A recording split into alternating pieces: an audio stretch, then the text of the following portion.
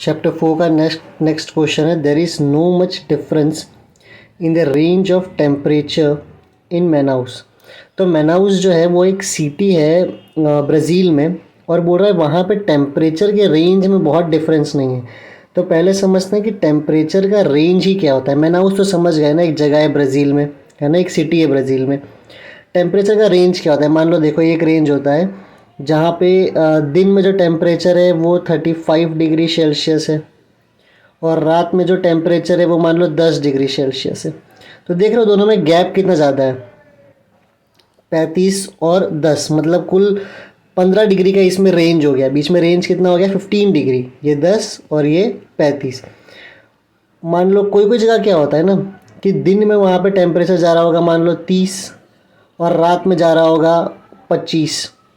ठीक है, इसी को मतलब मैं तो एग्जांपल दे रहा हूँ दिन और रात, पर इसे हम क्या कहते हैं, रेंज। इसी को हम क्या कहते हैं, रेंज। यहाँ पे देखो रेंज बहुत ज़्यादा है, यहाँ पे रेंज क्या है, बहुत कम है।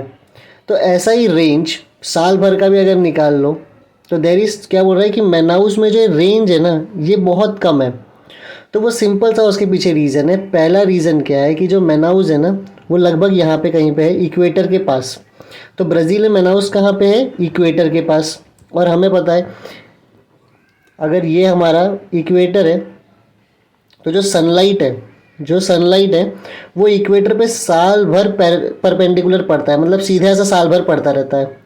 जब उस पर सनलाइट साल भर पड़ता रह रहा है, इसका मतलब है साल भर वहाँ पे गर्मी है। तो क्या हमारे टेम्परेचर का बहुत ज़्यादा रेंज रहेगा क्या, नहीं। क्यों नहीं रहेगा, क्योंकि साल भर वहाँ पे गर्मी है, साल भर उसके ऊपर सनलाइट पड़े ही जा रहा है। तो टेम्परेचर भी ऑलमोस्ट साल भर क्या रहेगा, ऑलमोस्ट सेम ही रहता है, बहुत ज़्यादा डिफर नहीं करता है, ज़्यादा चेंज नहीं करता है। अब इसी आंसर को रीड करके देख लो, देखो वही पॉइंट लिखा है, the location of Manaus is near equator. तो मैनाउस ब्राज़ील में कहाँ पे, इक्वेटर के पास है। Therefore Manaus receives perpendicular sunrays almost throughout the year. इसीलिए मैनाउस में जो सनलाइट है वो ऑलमोस्ट सीधी पड़ती है साल भर के लिए। ठीक है, लिखा हुआ है मैनाउस रिसीव्स परपेंडिकुलर, मतलब सीधी जो सनरेज है वो साल भर, थ्रू आउट द ईयर मतलब साल भर पड़ता है उसके ऊपर। As a result the variation between the annual average maximum and minimum temperature is comparatively less. इसीलिए क्या होता है कि वहाँ का मैक्सिमम टेम्परेचर और वहाँ का मिनिमम टेम्परेचर का जो डिफरेंस है, जो वेरिएशन है, वो बड़ा कम होता है।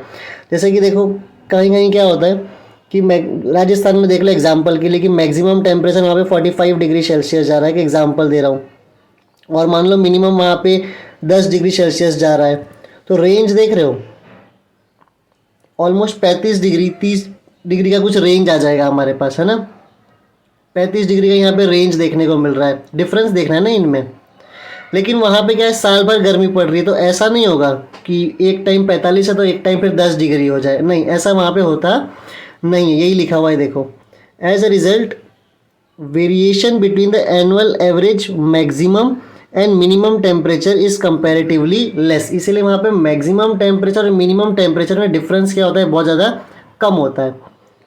Therefore there is no much difference in the range of temperature in Manaus. इसलिए इतना डिफरेंस है वहाँ पे टेम्परेचर का नहीं है, बस सिंपल सा वो इक्वेटर पे है, इक्वेटर पे साल भर गर्मी पड़ती है, इसीलिए मैक्सिमम टेम्परेचर और मिनिमम टेम्परेचर में बहुत ज़्यादा डिफरेंस होता नहीं है। मतलब मान लो क्या ही होगा, मैक्सिमम टेम्परेचर मान लो वहाँ पे अगर 30 है तो मिनिमम मान लो वहाँ पे 22 से 25 हो रहा होगा।